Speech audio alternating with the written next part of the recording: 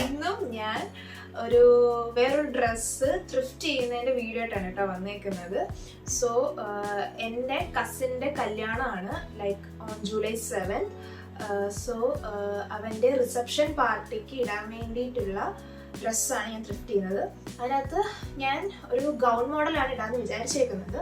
So already ഞാൻ ഒരു 4 to 5 years back തയ്ച്ച് വെച്ചിരുന്ന ഒരു ഗൗണാണ് കേട്ടോ അത് ഞാൻ കാണിച്ചു തരാം. അപ്പോൾ അതിനകത്ത് കുറച്ച് ചേഞ്ചസ് വരുത്താമെന്ന് കരുതി.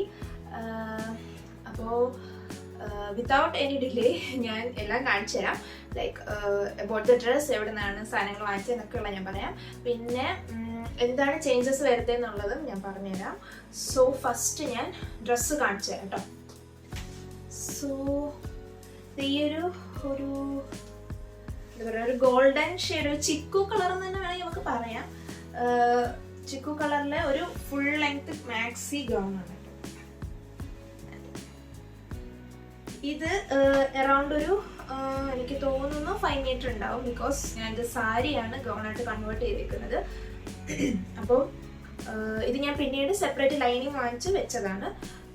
ആൻഡ് സ്ലീവ്ലെസ് ആയിട്ടാണ് കേട്ടോ തയ്പ്പിച്ചേക്കുന്നത്. അപ്പം സ്ലീവ്ലെസ് ഇടാൻ ഞാൻ കംഫർട്ടബിൾ അല്ലാത്തത് കൊണ്ട് ഞാൻ ഇതിൻ്റെ കൂടെ ഒരു കേപ്പും കൂടെ തയ്ച്ചിട്ടുണ്ടായിരുന്നു. കേപ്പ് ഞാൻ കാണിച്ചില്ല. സോ ഇതാണ് അതിൻ്റെ കേപ്പ് പോർഷൻ എന്ന് പറയുന്നത്. ഇതൊരു മെറൂൺ കളറാണ് കേട്ടോ.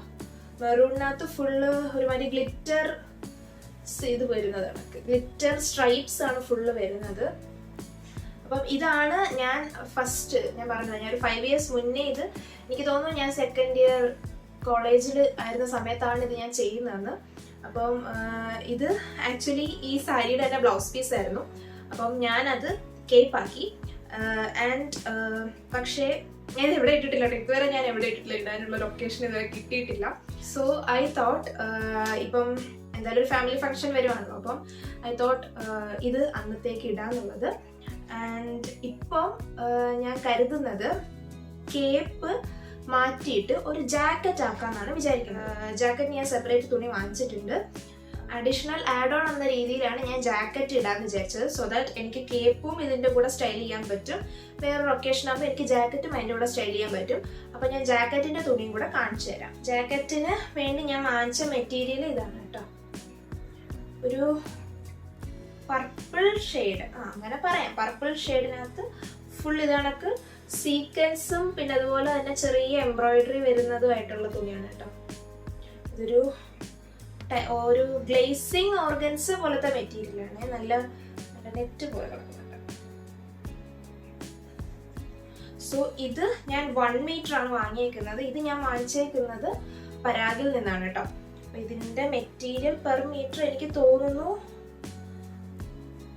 140 ആയിരുന്നു പെർ മീറ്റർ ഇതിന്റെ റേറ്റ്.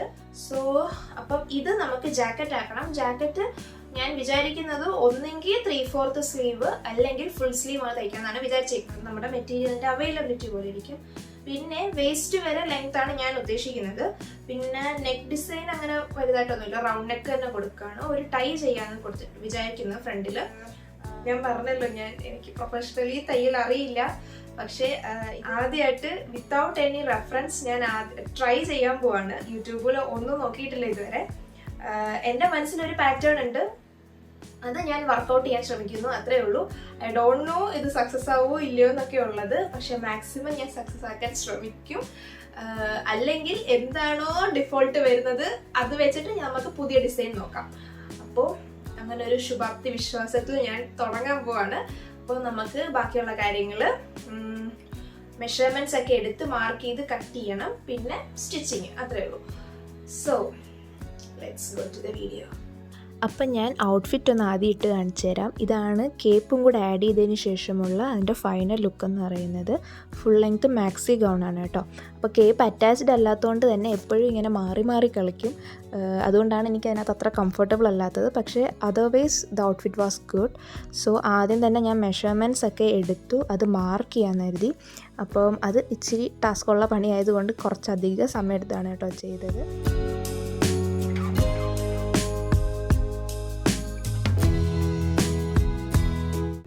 റീസെൻ്റ്ലി ഞാൻ കുറച്ചധികം തയ്ക്കാൻ തുടങ്ങിയതുകൊണ്ട് തന്നെ എൻ്റെ തയ്യൽ സ്കിൽസൊക്കെ കുറച്ച് ഇമ്പ്രൂവ് ആയിട്ടുണ്ടെന്നാണ് എനിക്ക് തോന്നുന്നത്. ബിക്കോസ് നേരത്തെ എന്ന് പറയുമ്പം എനിക്ക് കോൺഫിഡൻസ് ഇല്ലാത്തത് കൊണ്ട് തന്നെ ഞാൻ ഒരുപാട് തയ്യൽ തുമ്പിട്ടായിരുന്നു തയ്ച്ചുകൊണ്ടിരുന്നത്. പക്ഷേ ഇപ്പം പക്ക മെഷർമെൻറ്റ്സ് എടുത്ത് എനിക്ക് തയ്ക്കുമ്പോൾ എനിക്ക് എൻ്റെ കറക്റ്റ് അളവിന് കിട്ടുന്നുണ്ട്. സോ കുറച്ചൊക്കെ എൻ്റെ സ്കിൽസ് ഇമ്പ്രൂവ് ആയിട്ടുണ്ടെന്നാണ് എൻ്റെ വിശ്വാസം.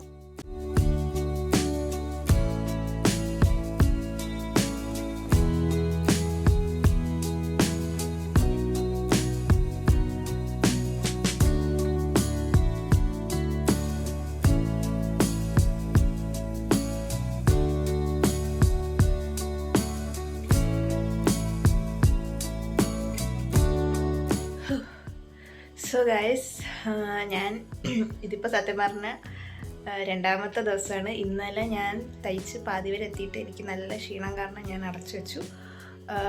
അപ്പോൾ ഇനിയിപ്പോൾ കുറച്ച് കാര്യങ്ങളും കൂടെ ഉള്ളൂ.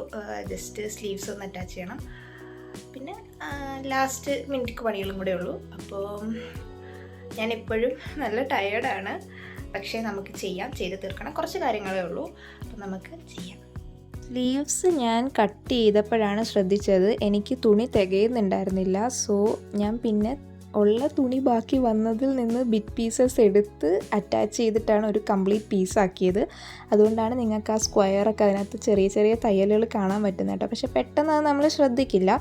അതിപ്പോൾ നിങ്ങൾക്ക് ഇത് കാണുമ്പോൾ തന്നെ മനസ്സിലാവും, പെട്ടെന്ന് നമ്മൾ ശ്രദ്ധിക്കില്ല. അതൊരു നമ്മുടെ കൈയുടെ അകത്തോട്ട് പോകുന്നൊരു ഭാഗമാണ്. അപ്പോൾ ഇത് ഞാൻ ജസ്റ്റ് എൻ്റെ ഔട്ട്ഫിറ്റിൻ്റെ മുകളിൽ കൂടെ നിട്ട് കാണിച്ചതാണ്. സോ ഗൈസ്, ഞാൻ തയ്ച്ചു കഴിഞ്ഞു. ഇനിയിപ്പം അത് ഇട്ട് നോക്കണം. ഞാൻ ഇട്ട് നോക്കിയില്ല ഇതുവരെ. അപ്പോൾ ഫിറ്റിംഗ് ഒക്കെ കറക്റ്റ് ആണോ എന്ന് ഞാൻ വിശ്വസിക്കുന്നു. ഇല്ലെങ്കിൽ ഒന്നും കൂടെ ഷേപ്പ് അടിക്കേണ്ടി വരും.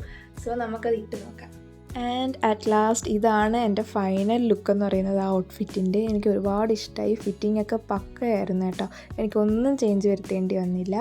ആൻഡ് ആ ജാക്കറ്റ് എൻ്റെ ഗൗണിൻ്റെ കൂടെ നല്ലപോലെ കോംപ്ലിമെൻറ്റ് ചെയ്ത് പോകുന്നുണ്ടായിരുന്നു. പിന്നെ ഞാനൊരു കാര്യം പറയാൻ വിട്ടുപോയെന്ന് വെച്ചാൽ, ഈ സാരിയാണല്ലോ ഞാൻ ഗൗണാക്കിയത്. ഈ സാരി ഞാൻ വാങ്ങിച്ചത് മീഷോയിൽ നിന്നാണ്. സോ ഡീറ്റെയിൽസ് എന്തെങ്കിലും വേണമെന്നുണ്ടെങ്കിൽ കമൻറ്റ് ചെയ്താൽ മതി. യെസ്, അപ്പോൾ അത്രയേ ഉള്ളൂ. എല്ലാവർക്കും ഇഷ്ടമായെന്ന് ഞാൻ വിശ്വസിക്കുന്നു. സോ ഗൈസ്, അപ്പോൾ എൻ്റെ ഔട്ട്ഫിറ്റ് അതായിരുന്നു. ആൻഡ് ഫിറ്റിംഗ് ഒക്കെ കറക്റ്റ് ആയിരുന്നു കേട്ടോ. എനിക്കൊന്നും ചെയ്യേണ്ട ഇതിനകത്ത്. ആൻഡ് ഇടുന്നതിന് മുന്നേ ഒന്ന് അയൺ ചെയ്യണം, കാരണം ഫുൾ ചുളിവാണ്. അപ്പോൾ എല്ലാവർക്കും എൻ്റെ ഔട്ട്ഫിറ്റ് ഇഷ്ടമായെന്ന് ഞാൻ വിചാരിക്കുന്നു. പ്രത്യേകിച്ച് ഡിഫക്ട്സ് ഒന്നും ഇല്ല. ഞാൻ ആദ്യമായിട്ടാണ്, ഒരു റെഫറൻസും ഇല്ലാണ്ട്, ഒരു യൂട്യൂബ് വീഡിയോയും കാണാണ്ട് ആദ്യമായിട്ടാണ് ഒരു ഔട്ട്ഫിറ്റ് തയ്ക്കുന്നത്. So I am glad it turned out good. So yes, ഇനി അടുത്ത വീഡിയോയിൽ കാണുന്നത് വരെ ടാറ്റാ.